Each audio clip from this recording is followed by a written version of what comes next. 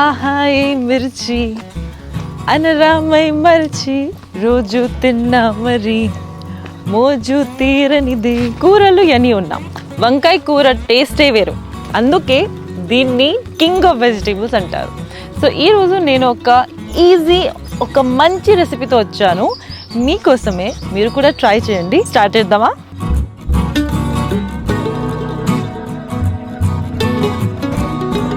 ఇప్పుడు జీలకర్ర ఆవాలు వేసుకుందాం.